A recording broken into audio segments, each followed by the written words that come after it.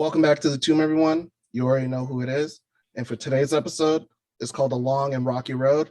And I have a very important guest with me today. Have him go ahead and introduce himself, and we'll just go ahead and get into it. All right, how's it going, everybody? My name is Edit McPanham. I'm from Randolph, Massachusetts. I grew up in Brockton as well. I currently live in New Bedford. I'm a former professional boxer with a record of 8 wins, 1 loss, and 7 knockouts. I had to unfortunately retire not too long ago. I had 2 retina detachments, 1 in each eye. It just sometimes things happen, and you just gotta adjust and then just keep moving forward. So that's where I'm at right now, currently. Thank you. Well, first of all, I want to say thank you for coming on here. I remember when you first started your career. Here we go. You know I was gonna bring it up. You know I was gonna bring it up. You had them chicken legs, and I was worried about you. I knew you were gonna bring it up too. I saw the video a few days ago. I still have it. I gotta find it and send it to you again. Yes, bro. It was. I was confident. I was confident in your ability, but I was just worried about them chicken legs. I was just like, how is it going to generate some power to not, like, because you weren't fighting like someone your age. You were fighting a grown ass man. You're like 34. Yeah, I was 17. Yeah, like you fight a nigga twice your age. It was just like, why? Well, what is going on here? They definitely could have found me somebody my age. Definitely, they definitely could have. But I mean, it is what it is.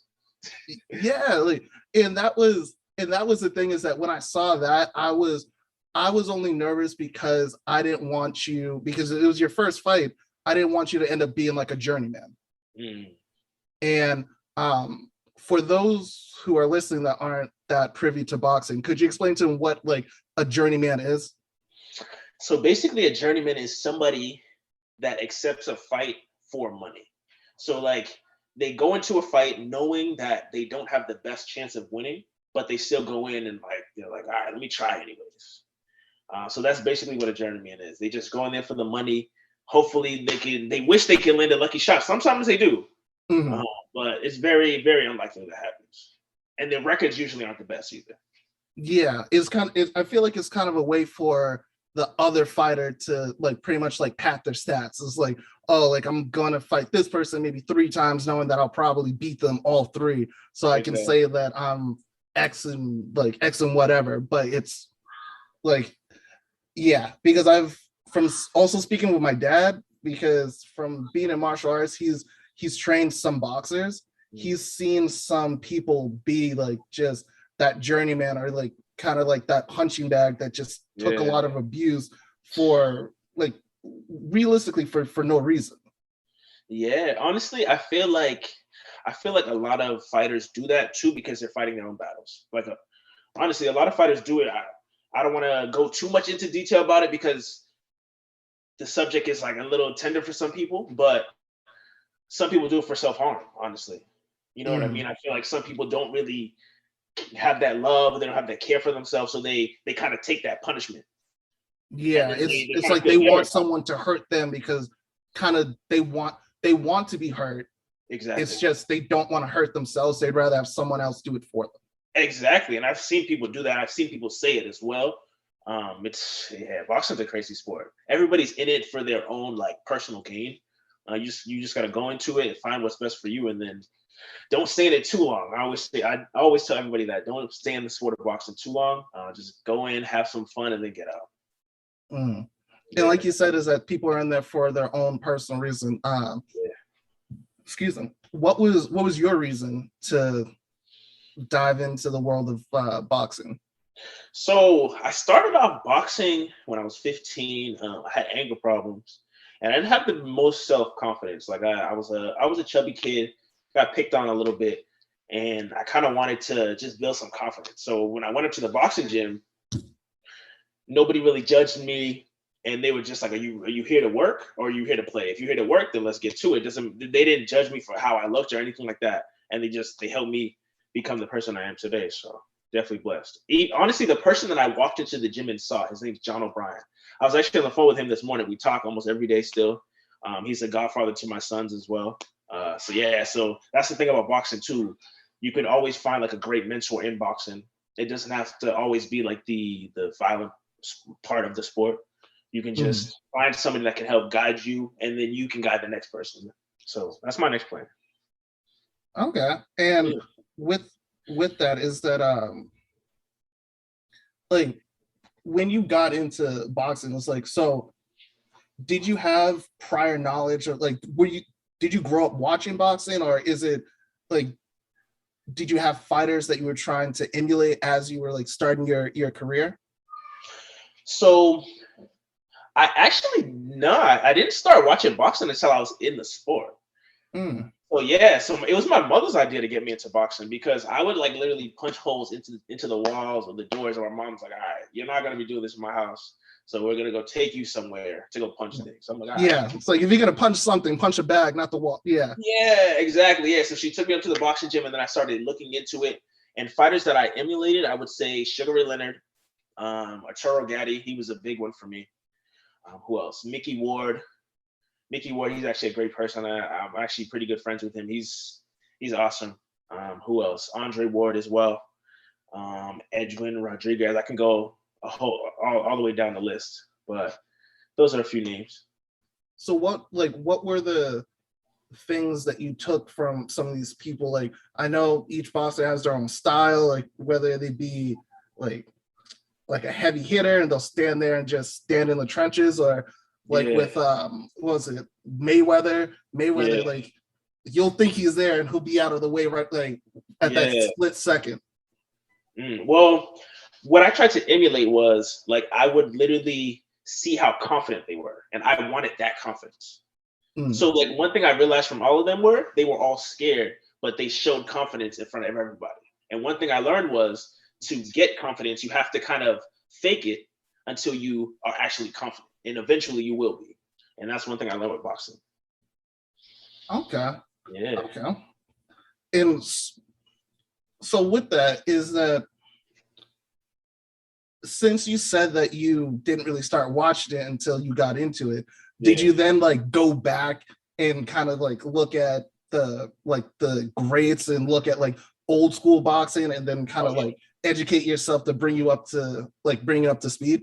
Oh yeah, like I became a student of the game. Like I would find myself sitting down watching boxing for like 4 to 6 hours, watching dudes from like the 1800s, the 1920s, 1930s, 1940s. So it's like definitely a student of the game. Even still, even though I'm not fighting, I still study the sport.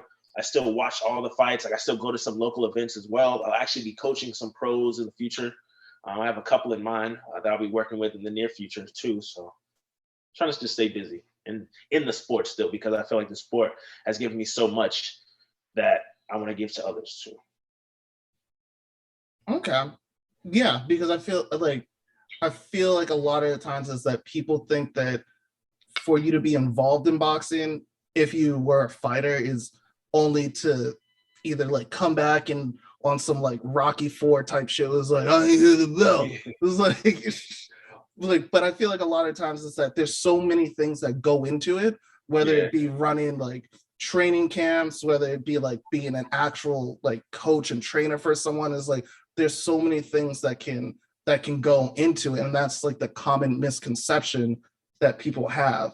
yeah. um, what I wanted to ask you is that when you started getting into boxing, started like actually diving in and starting your career, what were some of the misconceptions that you had that got like dispelled about boxing? Well, I would see like big fighters like Mayweather, Pacquiao, and I'd be like, yo, I want to get there. I want to get to the millions. And the percentage of people that actually get there is under like 1%. It's very, very low. Like you have to have like a huge amateur background.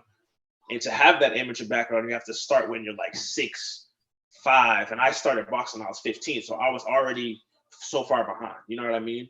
Mhm. And then also as well, you have to have like 200 amateur fights. I only had about 20.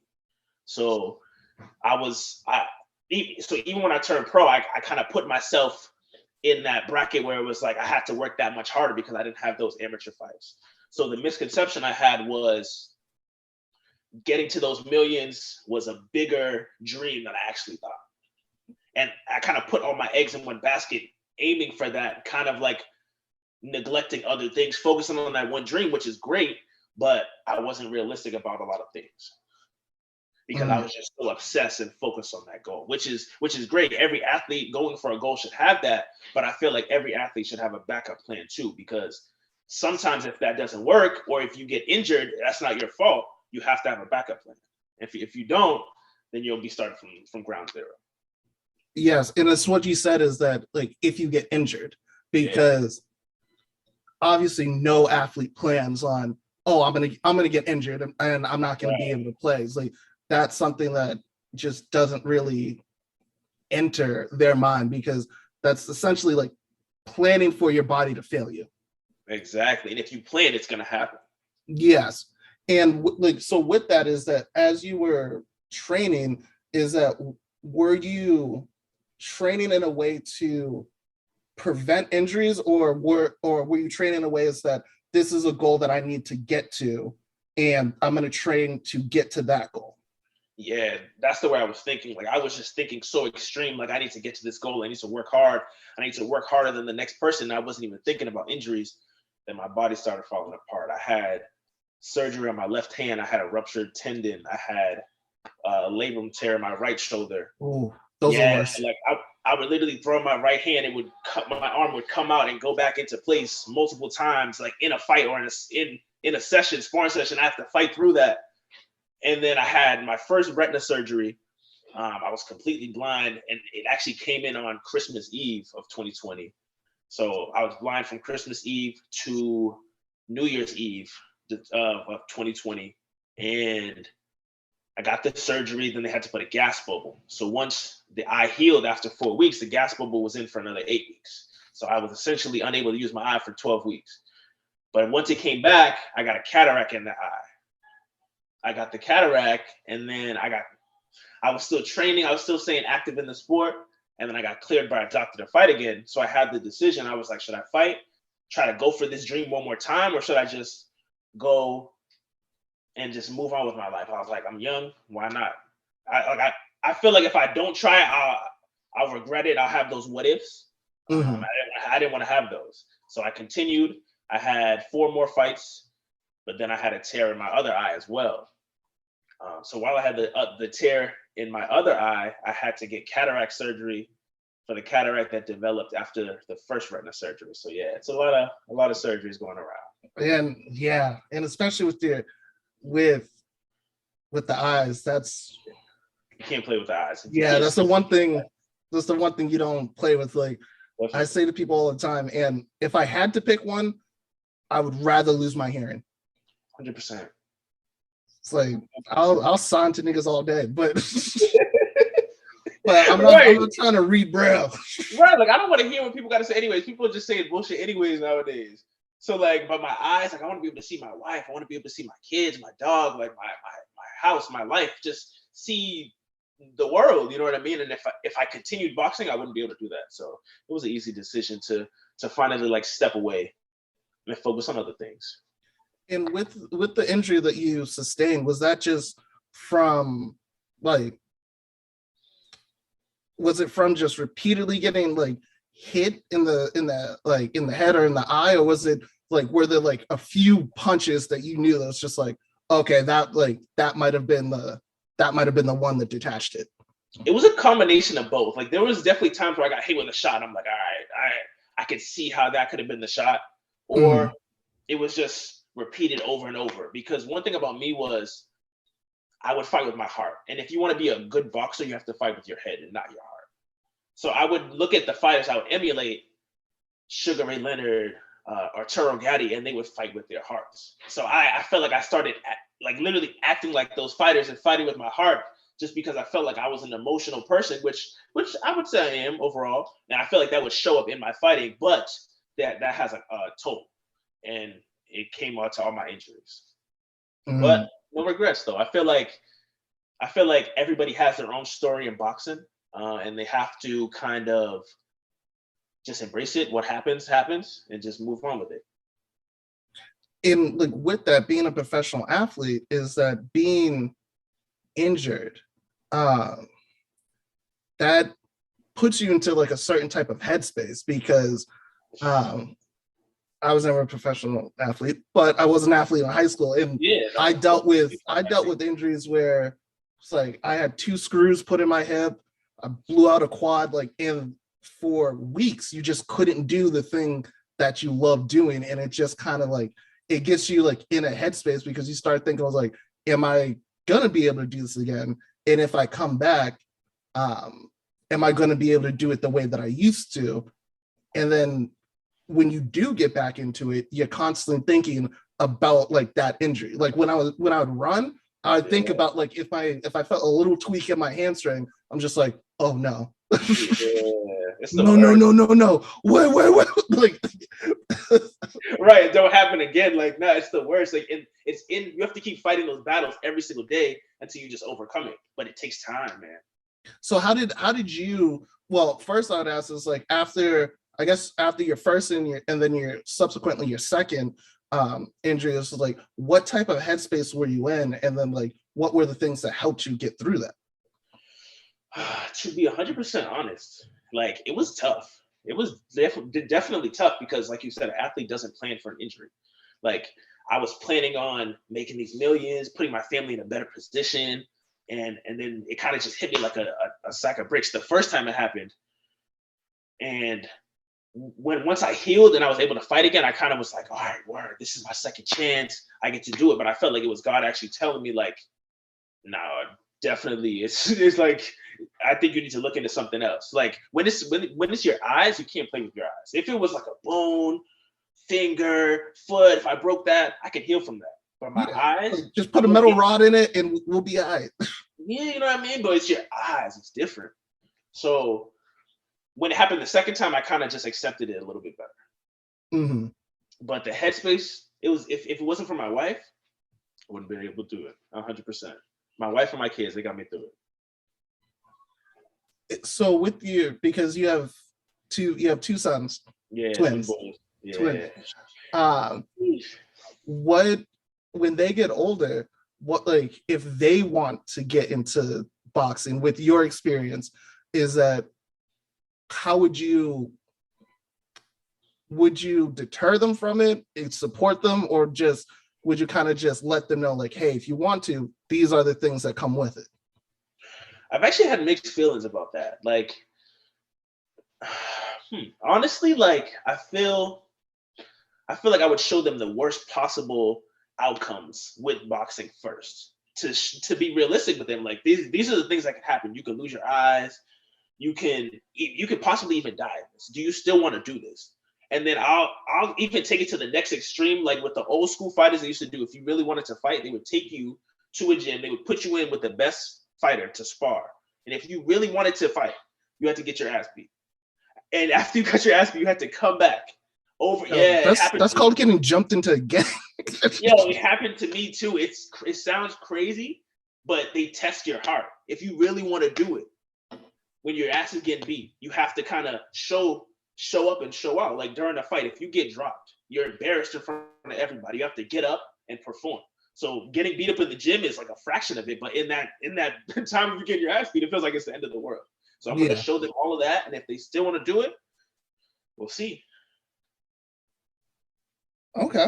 Yeah, we'll see, Okay. man. I'm definitely not against it. I'm at the age and I'm at the point in my life where I'm open for anything. So if they really want to do it, they can get through all my little trials. We'll see what happens.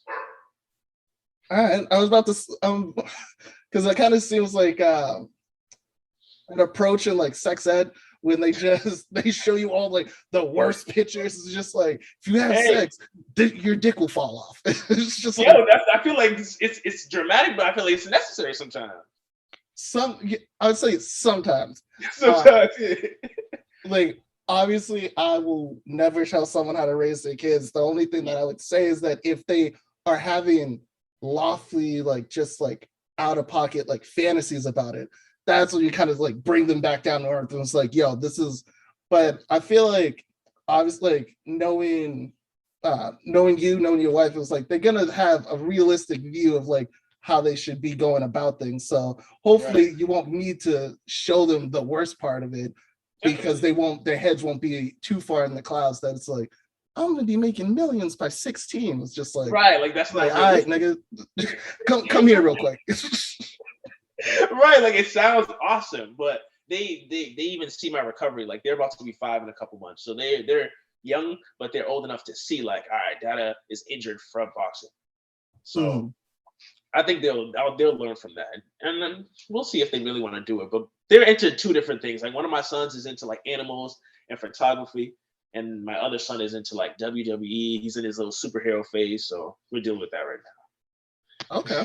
Yeah. Okay. Well, maybe you have the next Steve Irwin and a wrestler. Honestly, man, if he wants to do WWE, we'll see, man. I'll take him to another Monday Night Raw soon. Well, I'll say this for the sake of consistency, you're gonna have to show him the worst part of wrestling too if he wants to. Yeah, like Owen Hart, like when he died in the ring, like I gotta be realistic. Honestly, like me, I'm all or nothing. So if you want to do something, you have to see every possible outcome of it. So even when I first started boxing, like I would watch fighters, sometimes fighters getting knocked out or fighters in tough fights and how they dealt with it, because that could happen to me as well. So, or even if a fighter lost, how they came back and dealt with it. And that's the thing, is that having a loss that's something tough to come back from. And that was, well, I want to ask you that a little bit later. But one thing I wanted to touch upon about injuries is that I feel like most injuries that, especially like boxers, that happen don't actually happen in the ring on fight night. Like most of the time, I feel like it happens when you're sparring and you take your eye off of something for real quick and like you'll cut your eye. Or is that a true thing, or is that just a perception that I have? 100%. All my injuries happen in training. Like I've never had an injury in an actual fight. Like I've had like little swelling here and there, but that's normal, getting punched on my bare face. But an injury, no, every time it's been in training, because it's that repetitive motion every single day. And then also too, I was brought up the old school way, and they were like, we spar hard all the time. So when I say spar hard, like we're in there sparring, fighting for our life every time. And we do that 3, 4, sometimes 5 times a week. And we do that for an 8-week period. So that, imagine how taxing that can be on the brain and the body. So I want my sons to see that as well and be like, do you really want to do this? Yeah, that's like practicing for like full pads, full contact for football every single day, and you're just over and over and over. Yeah. That Marshawn Lynch over. Sometimes you gotta run through a motherfucker. Nah, man, the old school approach is definitely not the way to go. 100%. Because you get to a point where like you already know how to fight. Why are you doing so much? But like I was just wired into that old school way of thinking, like, nah, I need to be ready as much as possible. But in the end, it came out to me overtraining for some fights and not showing at my best because I would put too much work in the gym or run too many miles on the road. But you learn.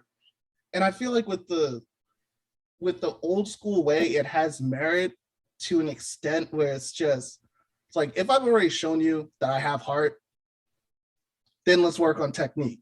Once I show you that I have heart and technique, the only thing I need to do now is just fight and maintain like what I'm doing. I think sometimes it's honestly like the Rocky movies. It's just gladiators, just like headstrong, go in, just keep getting hit, don't care about your body, disregard any well-being you have for the sake of the win.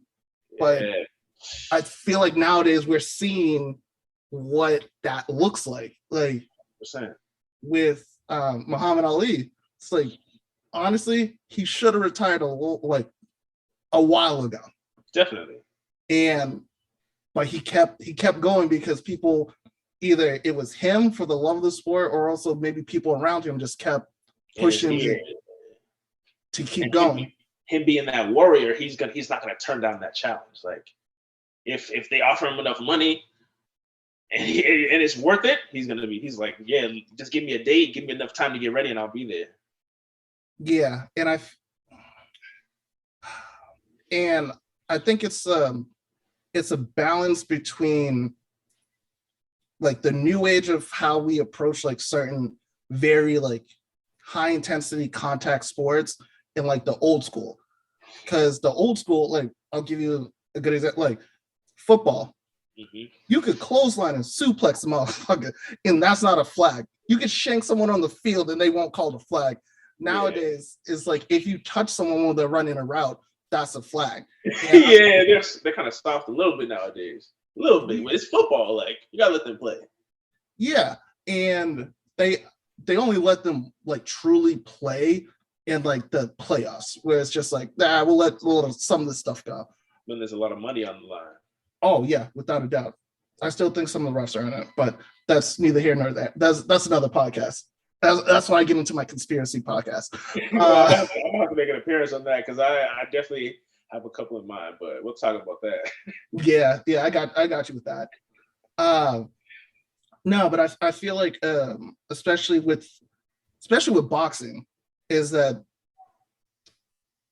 I feel like the old school mentality kind of needs to shift a little bit, because you still need, you're in a ring fighting with someone for 12 rounds. You have to have heart, and you have to test someone's heart before they step in the ring, because if they don't have heart, they're going to get hurt. Definitely. Like without a doubt, you are going to get hurt if you don't have the heart to actually go 12 rounds. Now, there's a difference between having heart and not having a brain. Like you said, it's fighting with your heart, not with your brain. It's just like sometimes you have to know when to take a step back, and it's just like, listen, I'm hurt. I can't see right now. If I go out here half blind, like it's not gonna work out for me. Yeah, see, and like some fighters have too much heart, and they just want to go out there and prove themselves. And I was definitely one of those fighters, man. But I'm definitely not ashamed to say it, man, because everybody has their own story, and that just happened to be mine. And I feel like with that story that you have, is that can serve as a lesson for these up and coming boxers, just to say it, like to let them know, it's just like heart is good, but too much of anything will get you killed or hurt. 100%. There's one thing I wanted to talk to you about, and just kind of get your opinion on it, is that in the sport of boxing, do you think that it's kind of getting like watered down or tarnished because of like these YouTubers that will just like, they'll settle their YouTube beef by like putting on a boxing match? Honestly, I don't pay too much like attention to like the negativity about it. I feel like it brings more attention to the sport overall. Like more people watch boxing now, which is what we want, because I felt like a lot of people weren't watching boxing because they were making these mismatches where you would look at the whole card and already know who would win. So people just would stop tuning into boxing. So I feel like with this YouTube element, they're also doing like a tag team boxing thing now, which is kind of crazy. But I feel like with this YouTube element, yeah. Wait, what do you mean tag team? Like there's 4 niggas in the ring? Yeah, so it's like WWE, they have one person in, one person out. The same on the other side, so 4 people total. Yeah, Floyd and Manny Pacquiao might get into it because it's a money grab, so it brings more attention to the sport. How do you? Yeah, how you do can do that? Yeah. How do you do? Like, do you switch off between rounds, or is like if someone's kicking your ass, you just tap that person in? Yeah, you can tap them in. Yo, the first event was like last month. It's on YouTube. All right, send me that link, because now because that's literally just WWE just with boxing. Yeah, but people tune in to watch it just to see what it's looking like, and then Floyd and Pacquiao are gonna do it. People are definitely gonna wait together or facing each other? Facing each other. So it's gonna be Floyd and then a YouTuber, and then Manny Pacquiao and a YouTuber against each other. Don't do that to the YouTuber. Don't do that to the YouTuber. But it's a money grab. If they're making 10, 15 mil, they don't care if they get beat up. They're getting beat up by a legend. As long as these are like exhibitions, yeah, then yes, because then they can wear the headgear. If they're not wearing headgear, they're not. So they're exhibitions, but they're not wearing headgear. Like the gloves are, instead of 8 ounces, they're wearing 10 or 12 ounce gloves. So they're still getting hit by pros. Yeah, it's not a good idea, but no, it brings attention to the sport, man. I don't care how much money you pay me. I will not step into the ring with either one of them because I'm gonna leave different. I'm gonna be different. But you say that, man, until you see their age, and then you see how much money they offer you. If you see those zeros, you never know, man. Age doesn't mean anything. My father is 76 years old, and I still can't beat him in a fight because he's trained. He's trained, yeah. You always know how to do that. Yeah. If anything, he's more dangerous now because he doesn't have time to tussle. So he's just gonna take me out. Right to it. Yeah, right to it. It's like he told me I'm not a young buck anymore. I don't have time to wrestle with people. He's like, I'm gonna just go for the hardest shot possible. Yeah, I'm gonna break something quick. So I just look at him and said, all right.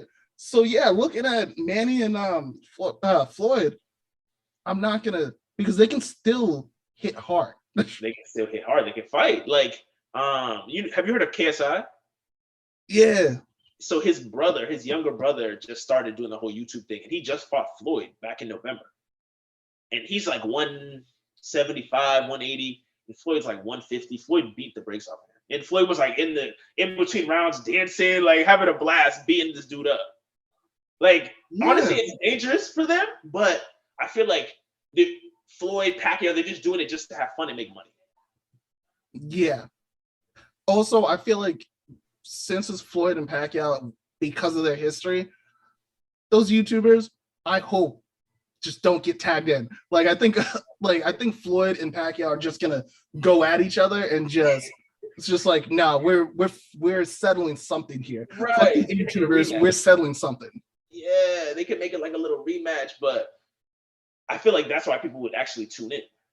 So we'll see if it actually happens though. They gotta offer them both at least 100 mil. Yeah, okay. So that's interesting that you have that take on it because I grew up watching boxing because my dad was a big boxing fan, like would buy the show pay-per-view, have people over at the house for like the big fights and everything like that. And so like I grew up watching that, and then sometimes when there's a rerun, he would have me sit down and was like, listen, we're watching this.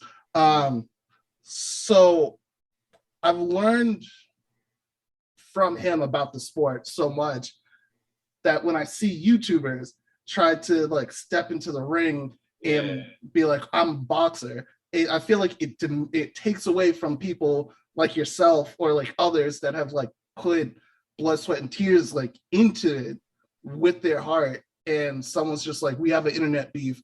Let's just box it out. We're boxers now. Yeah. Like with, what was it? Was it Logan Paul? That yeah, he fought Floyd too. Yeah, where people just like, oh well, he was so great and da da da da. I was just like, Floyd knew that was for money, and it's like, and also the thing is that when you look at they would never fight each other if it was even a professional fight because of the weight class difference. Yeah, if you thought that Floyd was going to knock him out, it's like a 50-pound difference. Yeah, he had like 50 pounds on him, and people think like it wasn't realistic at all. Yeah, it wasn't realistic at all. No, and people don't. But that's the thing, is that people that don't know boxing, they don't understand. It's just like, if you have 50 pounds on someone, when they hit you, you feel it. Yeah, even if they don't know how to fight. Like, I know Floyd was feeling those shots still, which wasn't smart for him to take a fight like that with somebody that big. So, like, honestly, the money is good, but is it worth it? It's all about what you're willing to endure, honestly. Yeah, and at this point, you're rich. You're already, like, unless you're going the MC Hammer route, like, you're rich. Maybe he is, bro, because he's still doing these like regularly. He just did one in the UK a couple weeks ago. The place was empty. Yeah, okay. Yeah, so maybe he needs the money, man. And he's doing another one soon. Like, he's 45. Like, why? Oh, that reminds me. I'm so mad I forget his name right now. But it was a sprinter. It was a black sprinter. He ended up going to Olympics, won a gold.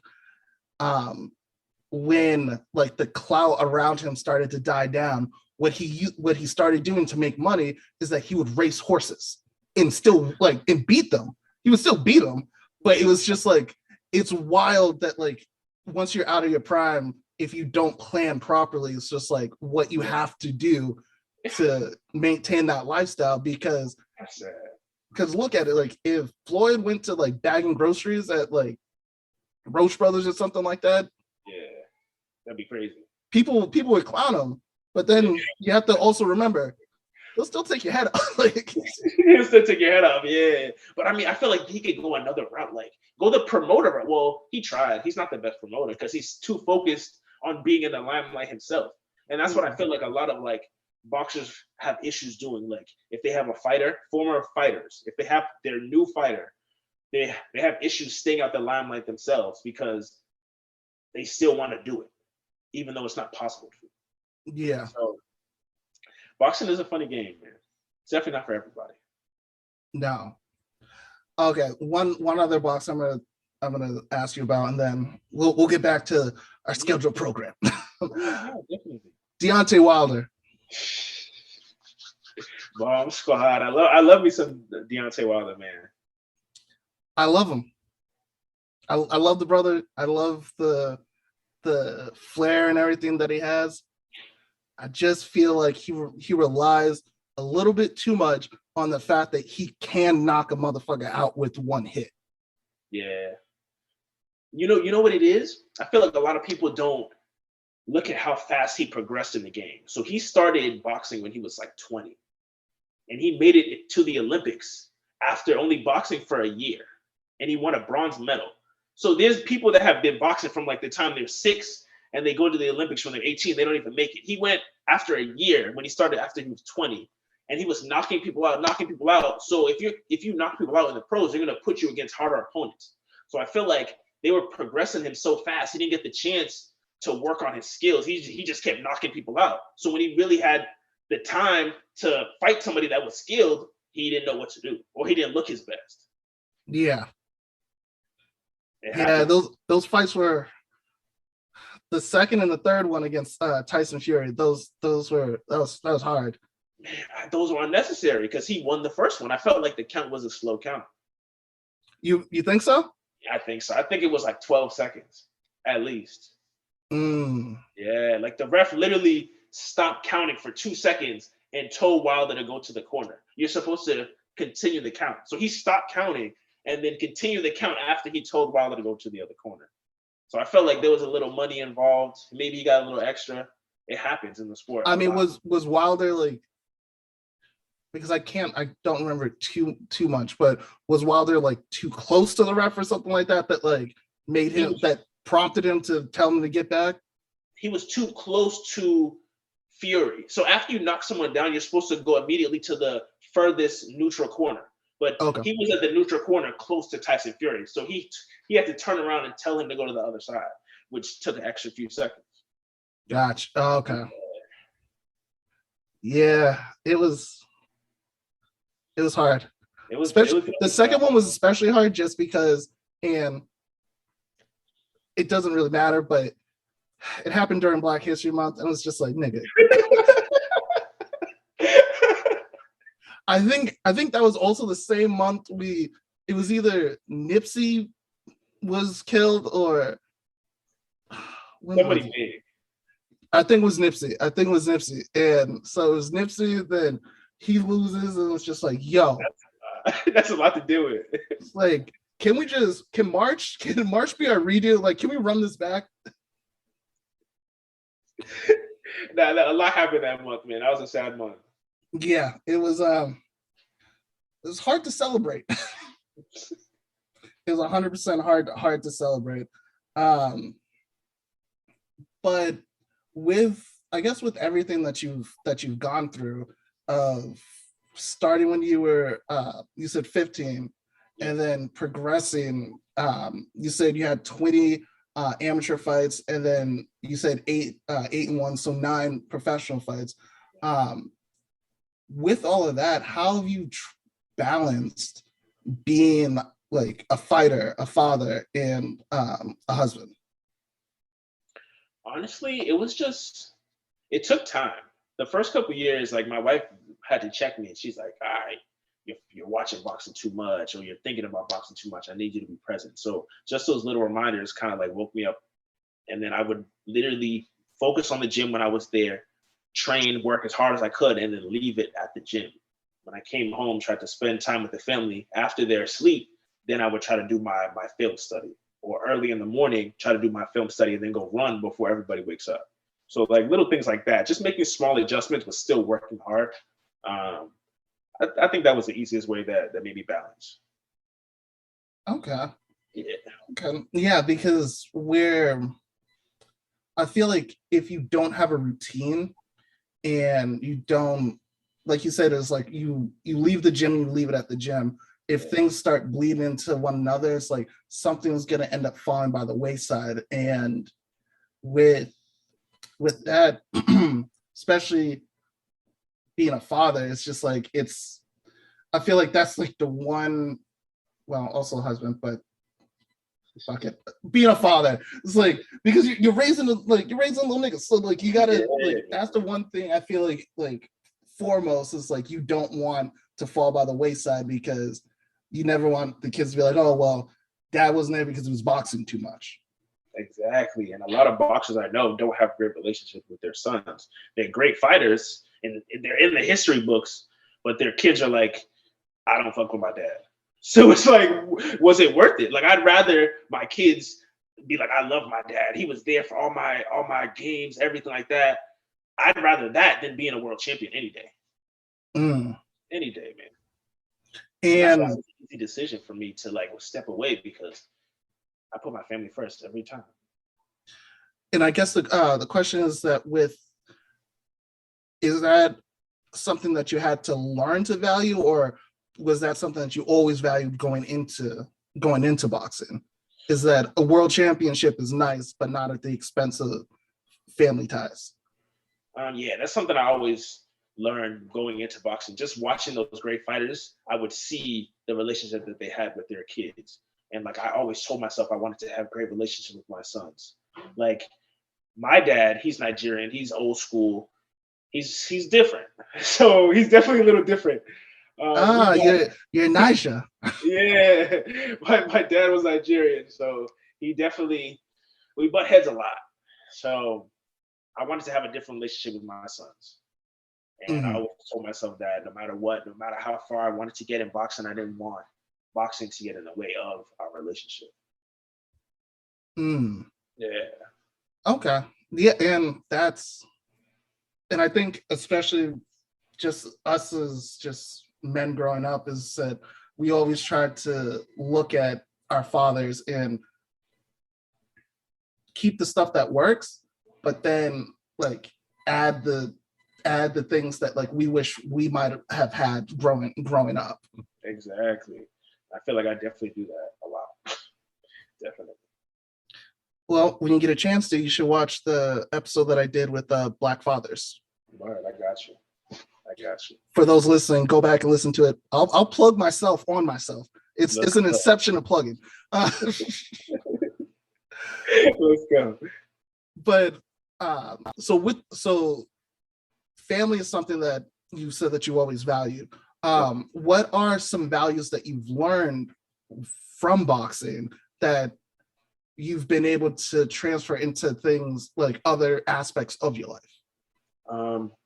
Taking things one day at a time. Like with boxing, you're in the training camp. Some days aren't going to be your best, just like life. Like some days aren't going to be your best, but you still got to show up. You still got to go to work. Still got to get to the money because I got kids. So just because I'm not feeling my best one morning, I can't be like, oh, I'm not going to go make money today. It doesn't work like that. They need to eat. So boxing definitely taught me that resilience, like just to keep pushing no matter how you're feeling. And I like that I have that old school approach to things. And I feel like no matter whatever I put my mind to, I'll be able to achieve it if I put the work in and I put the time in. And I can do that with anything else in my life. Um, I'm actually going to be a CEO next. So I'm working on that. And I feel like boxing kind of prepared me for that next step in law enforcement. Who knows? Maybe I could take a step further and be an officer. We'll see. I'm kind of open for everything at this point in my life. So whatever makes sense for the family and money wise too. Well, I'll say if you I didn't know that. So if you need some help, some guidance, I know some I'm tied in. I'm tied. Word, I all got right. I got ties. Word, okay, okay. So just let me know. But no, that's great. Is that taking it one day at a time. And when you said it's that it's like even when you're not feeling your best, you have like you have kids, you have children. Um, would you say is that like within boxing, once you had kids, is like it was a different type of fire that you had? Definitely. And also too, um, I felt like my kids, just them being boys as well. I just wanted to just have that kind of like superhero for them to look up to, like, yo, that's my dad. Like, or if their friends see them at school, like, yo, is that your dad? And they're like, yeah, that's my dad. I'm proud. So I've always wanted that, and that was kind of always my motivation, no matter what. Like I always wanted them to be like my dad pushed himself, no matter what. He didn't take the easy way out, and I want them to do the same thing, not take the easy way out, always push themselves. So hopefully they learn from me. Yeah, and I'll say like from you learning that, and it's like you're definitely gonna instill that in in your sons because I think I've seen a couple of videos where you've already got them boxing a little bit. Yeah, they're definitely active. Like I want them, even if they don't fight, I want them to know how to fight because this world's a crazy world. So they got to learn how to defend themselves, especially being minorities as well. You never know what's going to happen when they're older. So I want them to be able to know how to throw hands a little bit. Oh yeah, oh without a doubt, and yeah, I'm just gonna say yeah they should Yeah, probably you yeah agree?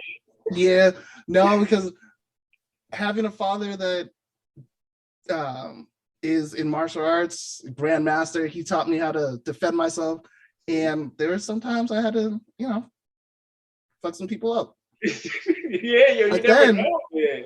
then there was also a time that I got fucked up, and that was a humbling. I found out no matter how much martial arts you know, life is not like a Jet Li movie. You cannot take on 10 niggas one time. Yeah, man. Sometimes we realize we're human. So it definitely happens. Yeah, I got some shots in though. Uh, but that was As long definitely as an you went L. out swinging. As long as you went out swinging, man.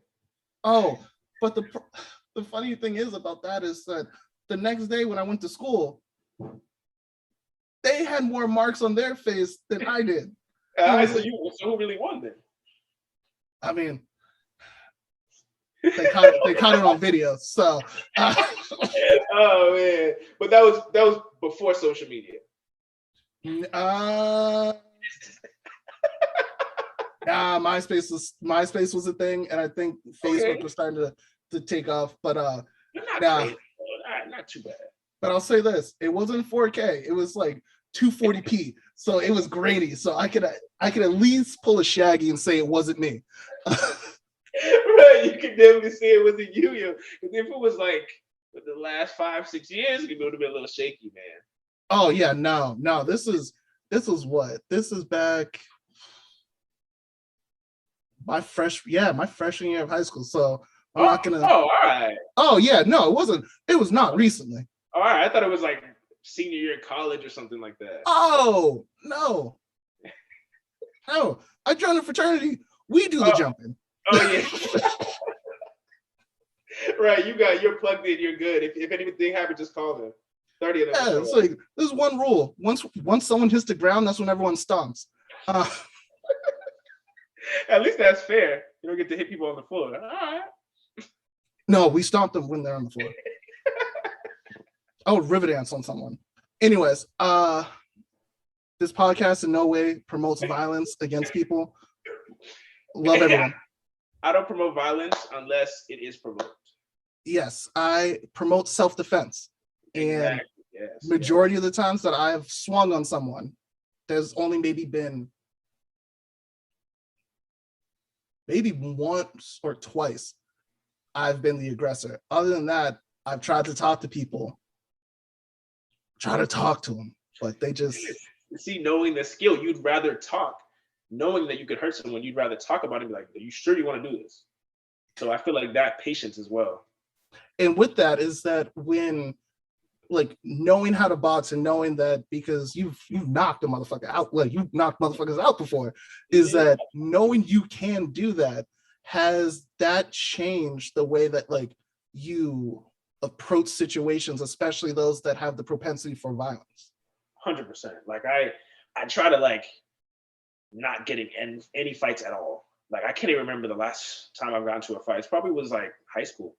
'Cause I try to like restrain myself because I know what I can do to somebody with gloves on. So without a glove, I know it could be worse. So I just try to steer clear of all those situations. I try to keep to myself. I don't really go out clubbing too much, things like that. And plus, it's still COVID and everything going around.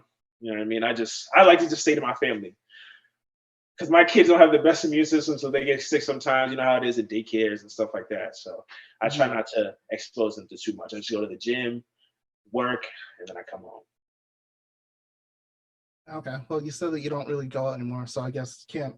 When I come up to visit, I can't take you Oh, out to dinner. no, we definitely get. I'll definitely step out, man. If on special occasions, All right.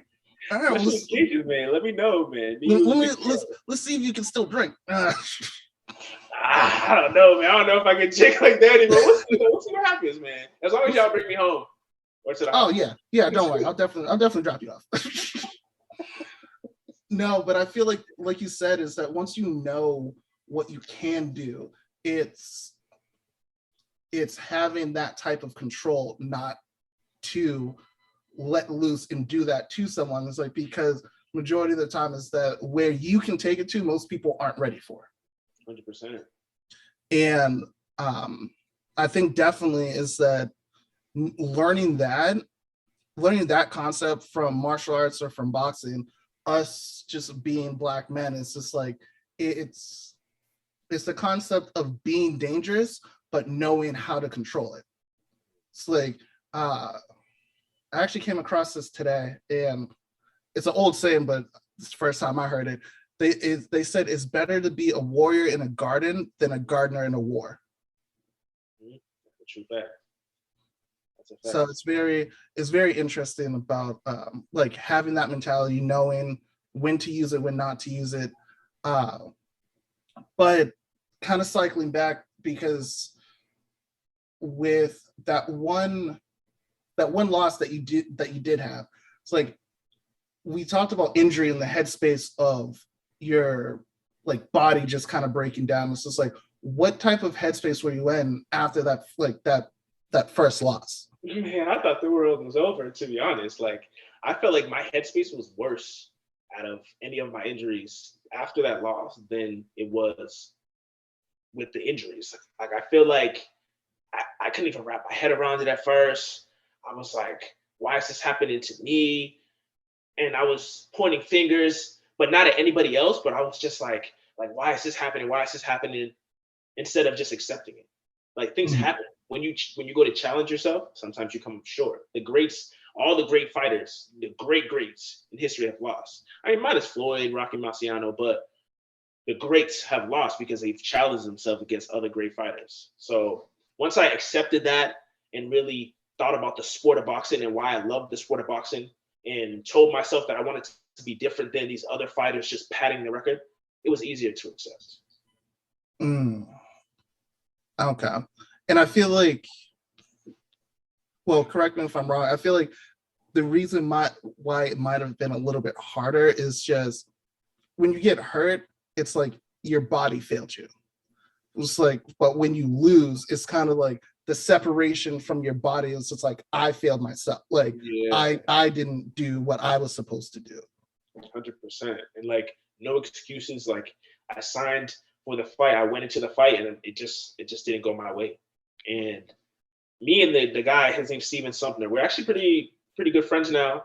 Like he checks on me sometimes. I check on him. I actually check on all my opponents just to see how they are because at the end of the day, we're still people. Even though we get in there, we're entertaining, we're providing for our families, but my goal isn't to permanently hurt you or put you in harm's way. It's just for this time. I don't like you. We gotta handle this business, but then after that, we can go grab a drink. So Yeah. Have you actually grabbed a drink with some of your opponents? Like, a couple of them, yeah. Like so, I had an opponent in May of last year. I knocked him out with a clean body shot. Like he folded over after he got up. we went over to the bar, grabbed some Coronas, chopped it. He's like, yo, that was a good body shot. I was like, yeah. I was like, you hit hard, man. I have to get you out of here quick. So we were just laughing about that. And it was just cool because we were literally just trying to take each other's heads off. So that's the sport of boxing, though. If you really love the sport of boxing, you'll be an all-around person. But then there's those people that are like cocky, overconfident, things like that. And I feel like those people are kind of like a bad taste in the sport. Yeah, like those people that are actually looking to permanently hurt someone. Yeah, like why? Like if that happens to you, you want the sympathy, but then you want to do it to somebody else. Like I've seen fighters going into fights saying like, "Oh yeah, I want to hurt you in front of your wife and kids." Like I want to. Yeah, I mean Wilder has said it before. To be honest, Wilder said it a few times, but sometimes we're men though. It comes out of us. Sometimes we can't control it. Sometimes it's like that animal instinct, that warrior instinct that comes out of us and we just kind of act on it, but it's not the best decision too sometimes. But sometimes guys take it a little too far. Yeah, and I feel like especially with professional fights, I feel like a lot of it is like the WWE. It's like it's performative to sell tickets and like, oh, did you hear about like I'll say, even though I think he might be a smidge racist, Conor McGregor, he knows how to sell a goddamn fight. He can sell a fight. Even if he's been off for how many years now? If he came back, it'll probably be the biggest watch fight because he'll know how to sell it. Yeah. Oh yeah. And like when it was him and Mayweather, you had two of the best like self-promoters in terms of fighting, just promoting the hell out of this fight. Don't really care too much about how certain things Conor said because I'm just like, oh, that wasn't because sometimes people have, if they're coming from a different country, to have certain vernacular and like slang that they use. Yeah. Yeah, no, he called Floyd boy a little bit too much, and it was just like, like Floyd, you gonna handle this? You gonna do something? He didn't do anything, but that's the thing. Like some people from other countries do that a lot, but I feel like they're so comfortable doing it that they don't realize that it can offend other people. I mean, well, Conor also talked shit about Khabib, like literally about his religion. Oh yeah, sometimes they do that to sell more tickets because they want to see what's gonna happen. Oh, that nigga choked him. He choked him. He choked him. Oh, that's he put him in a Quran chokehold. He just said, "You're gonna feel this, Allah."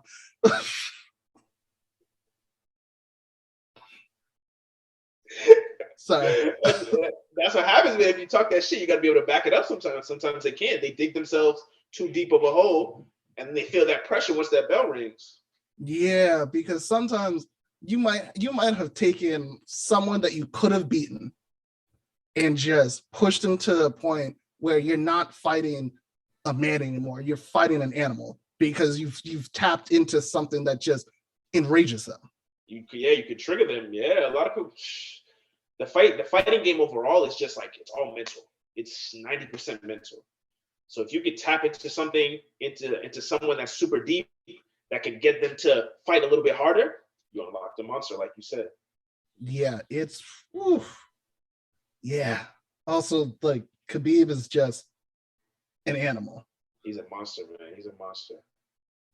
And with the Floyd and Conor McGregor fight, and this is why I say like it kind of like when they do these types of like fights where you know it's just for money, I feel like it takes a little bit away from the sport because with the Floyd and McGregor fight, after the fight, I'm on Facebook and I'm seeing people just like, oh, like hats off to Conor. He went this many rounds with da-da-da. And it's just like, you don't understand. You don't know boxing, so you don't understand that Mayweather just dragged it out to that point where he ran out of gas and just started beating on him. He could have knocked him out way earlier if he wanted to. But he was playing with him just to make it a fight because there's so much money involved. But with people that don't know that, it's just like, oh, well, he went toe-to-toe. He did not go toe-to-toe. That is not going toe-to-toe. Like, Pacquiao goes toe-to-toe with Mayweather. McGregor got pulled through a fight just as a punching bag, as a sentient punching bag. And then got beat up, and then he was fatigued, and then got washed. But the thing is, boxing is more business than it is a sport. So that fight or fights like those bring so much money, so much attention to the sport, and that's all the promoters really care about. The promoters, the venue, they don't care about the fighters' well-being. They just care about how many people are going to sit in those seats. That's all that matters. How many people are going to buy the pay-per-view?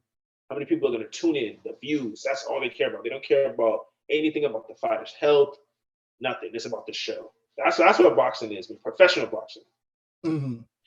And I feel like a lot of people go into the sport and don't realize that boxing is more of a show than it is a sport. Like, you have to be a businessman first, and then you have to be ready to fight.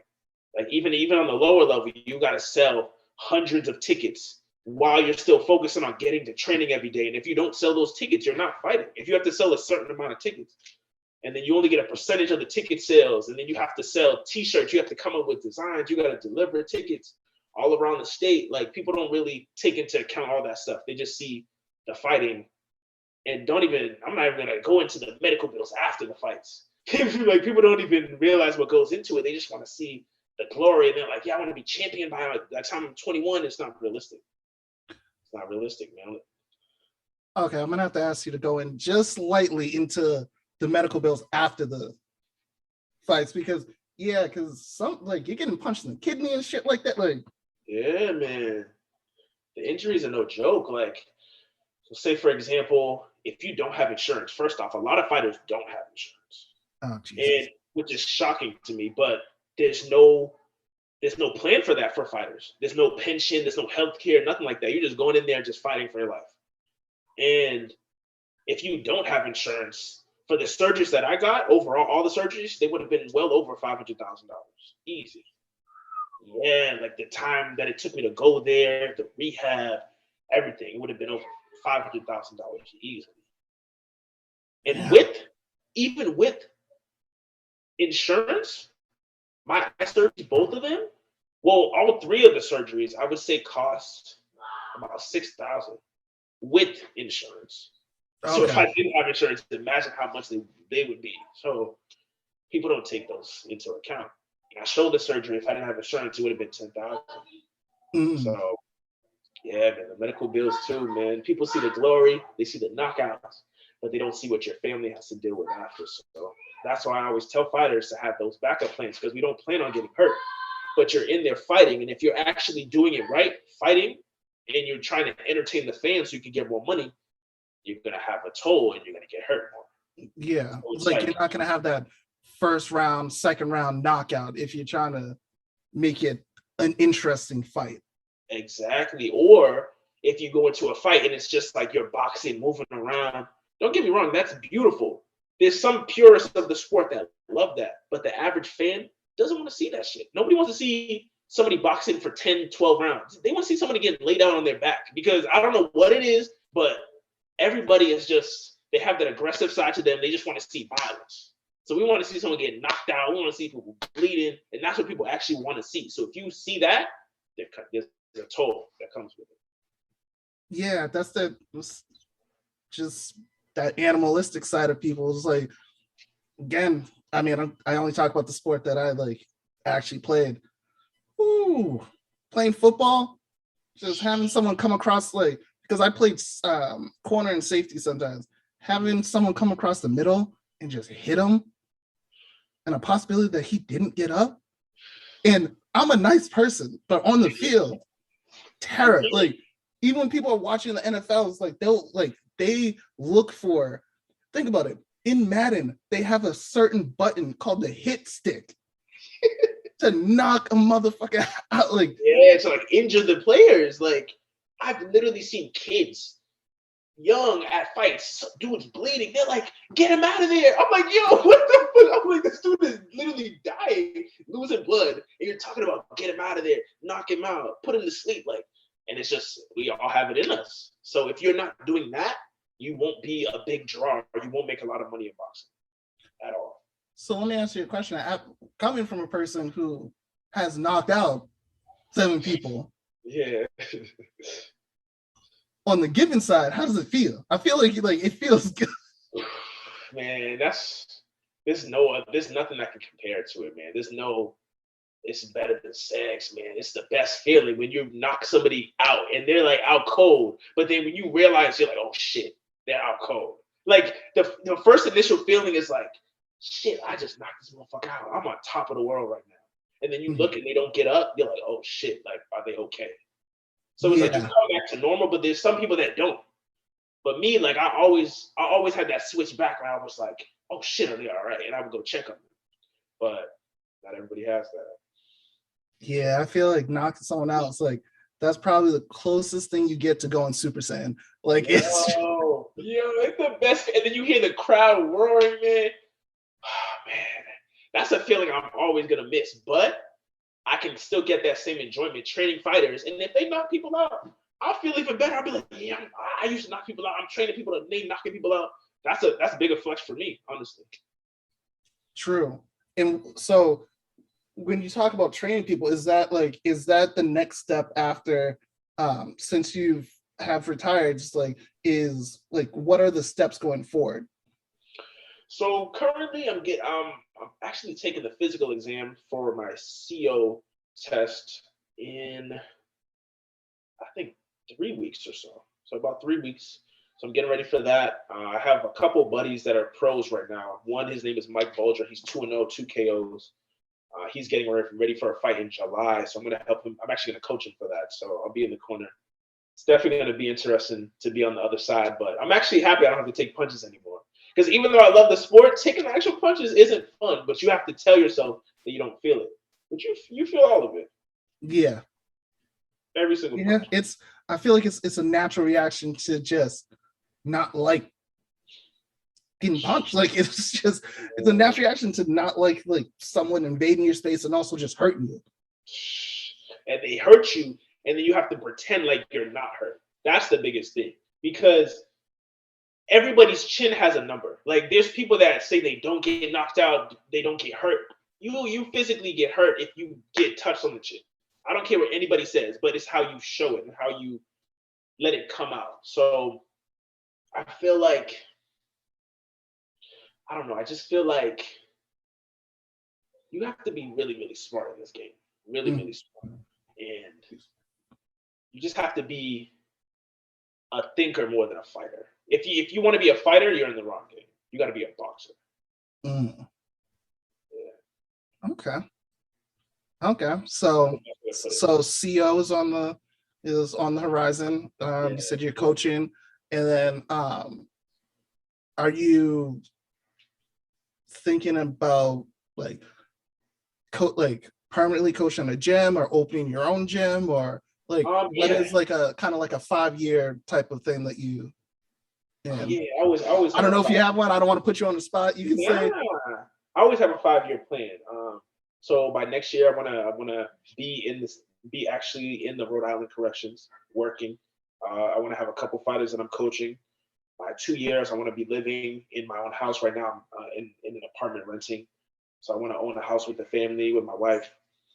3 years, I want to be able to finish school completely. I want to go back to school, get my bachelor's, my master's. So 4 years, but by my fourth year, I want to have my gym, and by the fifth year, I want to have it like running completely, fully functioning. Yeah. okay. Oh yeah. So man, I'm always thinking on the next step, and I feel like boxing always had me ready, thinking about the next step. Even if I had a fight coming up, I always had to be ready. Even after a fight, I can't get too happy. I gotta stay ready for the next one. So I feel like that definitely prepared me for life. So I'm ready for the next step. Yeah, because I would see like 2 days, I would see on your social media 2 days after a fight, you're like, oh, I'm up and running. And it's like, my guy, chill. You just Nah, won. man, you can't rest because your next opponent can be watching. Like, oh yeah, he's chilling, he's resting up, and they could get a mental edge from that. And that's one thing about me. I would wake up early to have that mental edge. I would wake up at 4 a.m., go running 5, 6 miles, knowing my opponent's sleeping, resting. Nah, I'm up running, man. I already did my road work. I already did my calisthenics. I already did my boxing workout, and you're just getting up. So that gave me that little extra edge. Hey, all power to you, brother. Not anymore though. I'm definitely not waking up at that. That was only for boxing. Now I try not to be a morning person. The kids wake me up early enough, or the dog, so I try to get my sleep in now, man. Oh, okay. So also I have to ask, were you doing the trash bag running shit? Yeah, so you want me to Yeah. go into the weight cutting, huh? What's up? So you want me to go into the weight cutting because there was times I had to Yeah. lose my weight. Yeah, man. So I had to do the trash bag a couple times. So a lot of people don't understand weight cutting. So with weight cutting, you have to, depending on what weight class you're in. I would fight at light heavyweight, so I would fight at 175, but I would walk around 200 pounds. So I would be 200 pounds. I'd probably lose 5 to 7 pounds in training camp throughout Mhm. that 8 weeks. So probably like a pound a week or so. The rest of the weight, the 18 pounds, the 18 to 20 pounds, I would cut the week of the fight. So I would lose 20 pounds in 1 week. Feel Yeah. like that's not healthy. It's definitely not. It definitely takes a toll on the body. And once you I lose feel over, like I know that's not healthy. yeah, it's definitely not healthy. And Yeah, I'm once you sorry, lose, that's not healthy, my guy. yeah, and you lose over 3% of your hydration, like it starts affecting your brain. So like I would literally be cutting weight and I would feel like I was high or drunk because I'd be losing weight too fast. Yeah. It was crazy. I mean, some of the stuff I had to do, like I put this thing called sweet sweat on. I put that on, rub it on, put a sweatshirt on, put a sweatshirt on top of that, then put the trash bag on, then put the sauna suit pants on, go run in about an hour. And I do that, only lose about 5 pounds, and I got a shadow box, hit the bag for about 30 minutes, check my weight. My weight's not where it needs to be. Gotta do that whole thing again. Put the sweet sweat on, all the layers, and you gotta repeat that until you lose your weight. Or if you want to do it as stress free as possible, you can sit in the sauna, but some people can't mentally take that. So I would push myself as far as I could mentally, even with the weight cutting, even the week of the fight, which is crazy, but it would help me get that edge. I would sit in the sauna sometimes, 30, 40 minutes. Even after 15 minutes, I'd be wanting to get out. My body screaming. I'm like, nah, you pushing through. You're gonna pass. Somebody gonna have to pick you up in this sauna and take you out. I would literally be thinking that, and I'd make it through, or I'd get out. I'd be woozy, step on the scale, still 5 pounds over, and then I gotta step back on or go back in the sauna for 20 How minutes. long would you spend in that sauna? So I would do intervals, sometimes 40 minutes, sometimes 20 minutes, all depending on how much weight you have to lose. It was different each training camp. Yeah, Okay. it was tough, man. Yeah. And the eating too, like you had to basically just eat protein and veggies because you gotta cut the carbs, you can drain that water out and cut sodium too. So a lot of your food doesn't really have much flavor. Because when you cut the sodium and the carbs, the water flushes out. So that water rate flushes out, and then you get to your weight. And when you step on that scale, after you get that first sip of water, man, that's better than sex. Every time. Okay. Now I'm happy you do not do this anymore. Coming from a person that cares about you, that is wild. Well, yeah. And then draining yourself so much even raises your risk of a brain injury during the fight. So that's another risk on top of it. Yeah, man. Fighting is just it's not for human bodies, to be honest. So I guess so now I have to ask the question: why didn't you just fight at a higher weight class so you didn't have to cut so much? That's what everybody says. But if I was fighting at 200, the dudes fighting at 200 are coming from 230. So they're going to be way bigger than me. Way bigger than me. So I'm going in fighting at cruiserweight. I'm fighting a heavyweight with 30, 40 pounds on me. So you know what I mean? So it's like, or I could just cut down to a weight where I know everybody at that weight is the same size as me. You know what I mean? Or I might be a little bit bigger than them. Or I can even go a little bit further, go to 168 and be the bigger person. But the cost that it takes to get to 168, I have to do everything I told you. And then on top of that, I gotta lose a limb. You gotta lose a limb, nigga. Yeah, man. I gotta fucking wrap myself in towels, man. Lay on the floor. It's a lot. It's a lot. Yeah. It's not for everybody. No, that's not for anybody. That is like you 20 pounds in a week. Okay. In a week, bro. You put it on from the weigh-in to the fight. 30 hours, you put the weight back on. So I lose the 20 pounds, then I put 20 to 22 pounds back on overnight. So that weight fluctuation isn't good either. Yeah, yeah, Yeah, man. yeah. But every Still fighter do cuts coaching, weight. do coaching. Yeah, man. Every fighter cuts weight, so it's like, how much are you willing to deal with? And I like to eat, so me, I was like, man, I can't do this anymore either. So it was, it's. But if you like to eat, then you got to fight at the higher weight class, and I could fight at a higher weight class because I'm quick enough, I'm fast enough. I actually fought at a higher weight class in my first couple fights, but I took a couple shots, and I was like, I'm gonna go down because these dudes are bigger than me. So you Yeah, learn pretty quick, man. yeah, yeah. They definitely just it just hits different when you have that amount because you might not be like you could still like you could bench more than those fighters, but the like with the momentum that they can generate just from the weight that they have, Yeah, it can hit a totally different way. yeah. Like people, it's funny that you mentioned weights because people are like, oh, I can lift this, I can deadlift this, I can squat this. That's awesome. But can you fight? Like, can you? If somebody's attacking you, will that deadlift transfer over? It won't. You know what I mean? So I feel like more men should get into combat sports, not even just boxing, just combat. Learn how to defend themselves. Get better at calisthenics. Learn how to get stronger with their body first, and then add the weights on top instead of just going to the weights. Because if you just do, I feel like if you just do just the weights, you get to stiff, and it's not realistic. Like I feel like more men should run, do combat, things like that. Well, I think it's because most people don't want to get into a fight, so they lift weights to get big. So they look like, oh, I don't want to mess with. Mm, It's like it's a weird like form of like peacocking to like ward off other people. It's like to ward off any type of like threat. It's just like, oh, like if I'm big, just like yoked, no one's gonna mess with me because they'll think that, oh, like one punch from him is gonna hurt. But then when they actually get in a fight, someone maybe like this big, like is fucking them up. yeah, man. So all that muscle is useless.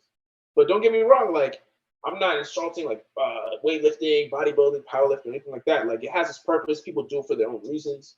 Yeah, People want to be strong. Yeah, don't get me wrong, but I just feel like every man should do combat, 100%. yeah. And the thing is that the professionals that do it, it's like, yeah, go ahead, do everything like that. It's just I'm saying like the layman person, the normal person that just lifts weights, gets big just for the fact of one, I just want to look good for women, which is nothing against you. Not like, Yeah, but I feel like they also do that because they don't want people to fuck with them. yeah, They never learned how to fight to where it's just like they never got comfortable with someone fucking with them and then just be like, hey, I can take it to a level you're not ready for.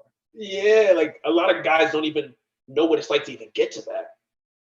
You know what I mean? I feel Most like guys don't know what it's like to get punched in the fucking face. a lot of people, because people just say things without they think there's no consequences. But I feel like if a lot of people got punched in the face more, they'd realize like they can't say a lot of things. To be honest, Yeah, because everyone, what did Mike Tyson say? Everybody has a plan until they get punched in the fucking face. that's the realest thing I've ever heard, man. Honestly, Oh, it's great advice because, like you said, a lot of times it's that people just they are comfortable being on the other side of the screen and not in front of someone. So when they talk out of pocket to someone, it's just like, well, what are you gonna do to me? It's just like, um, not like there are people that don't respect the social contract that we have and yeah. will just grab like put hands on you. And if you've never had someone put hands on you before, it's just like, You don't know what to do. Yeah, yeah. I learned from a very well, not very, but once I started, like my father started training me. When we stepped into the dojo, he was not my father anymore. He was my teacher. And if I didn't make a block, I got punched. And it wasn't like if I got punched, then it's just like, oh, I'm sorry, son. It was if I got punched and I didn't like get back and like center myself, I got punched again for leaving myself open. It's like, right. Like fix it. Like don't just. I'm not saying sorry. Like don't let it happen again. yeah. It's like I hit you and you're like, oh, like that. It was like, nah, that's not. Mm-mm. No, that's how it should be. Don't you feel like every man should somewhat like stay dangerous, so to speak?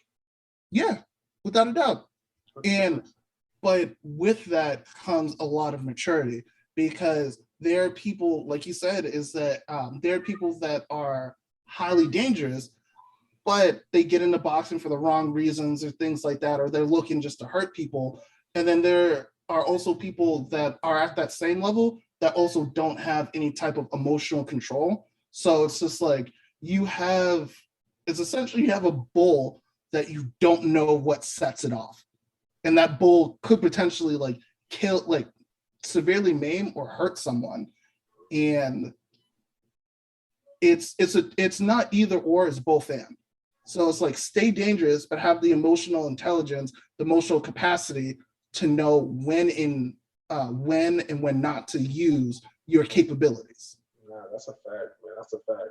Learning, like you said, learning those tools, you learn the maturity and the discipline that comes with it. Like you can't just use it whenever you want. And if you are, you aren't really learning the art. Yes, and I feel like with going through that type of training is that you get humbled early because you realize it's like there are people that are way more dangerous than me. There are people that can do more harm to me than I can to them. So that when you get to a certain level, you understand that like that person that I was sparring with maybe like a year ago or something like that could have actually really hurt me, but didn't. Mm, So like now I am like since going through it and being on the other side, you realize it's like what control looks like. no, that's a fact. It's a fact. Man. Even not just for men, for women as well. Yeah, But a lot of women get a little intimidated with boxing. But I feel like personally, if women listen to this podcast, I feel like everyone should get into combat. Don't be intimidated by it. I feel like everyone should know how to defend themselves. There's nothing wrong with learning how to defend yourselves. You get self-esteem, self-confidence, mental health benefits as well. Stress, it's a healthy way to and a good way to relieve tension. So I'm not trying to sell anything to anybody. Just want everybody to try and feel the same way that I feel.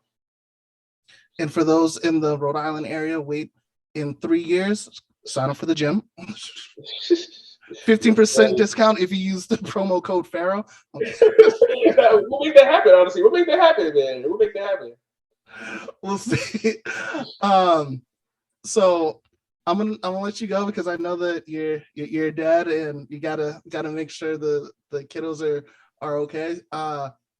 So I just want to ask you one last question. Question I ask every guest is like, what advice would you give up and coming boxers? The best advice I can give is work hard, work hard, have a plan B after you finish fighting, but don't let the plan B take away from your plan A of fighting. So you still want to have that backup plan, but you don't want to put too much focus into that because you will get hurt with the boxing. So work hard, have that plan B, but don't let it take too much out from your plan A. Um, have a great balance with family. Have a release outside of boxing. Like, don't just do boxing, boxing, boxing. Don't become completely obsessed with it because that could become unhealthy as well. So, have a great release outside of boxing. And if you're into religion, it's good to look into religion because that's great for some people to help them with their boxing journey too. So that's the best advice I can give. I've never thought. Yeah, because a lot of people get real spiritual before fights because before a fight you want to shit, piss, throw up. You feel like you're gonna die. You feel like it's the last day on earth. You feel like you're gonna panic, but then you got to channel all those emotions somehow. Some people feel like God can help them. Some people like to figure it out on their own. So Well, I think that's from all the weight they just cut. Their delusion. that too, but the feeling of like fighting in front of a crowd is the scariest feeling because you don't know Mhm. what's going to happen, the unknown. So sometimes God can help people with that. Sometimes people like to Yeah, figure that so out on their own. But sometimes you need yeah, an extra little help. little seasoning on it. Yeah. Yeah, sometimes you know what I mean. Whatever your flavor is, but that's the best advice I can give. That's great. And so I want to say thank you again for coming on. I had a lot of fun with this one. Definitely, It man. was great. Definitely, it was good getting out of my comfort zone. This is my first like podcast that I've done. I definitely want to come on again. It's definitely a great time, man. It was good chopping it up with Is yes, and thank you again. you. So Yeah. everyone, that has been another episode of Toon Talks with the Pharaoh, and I'll see y'all next week.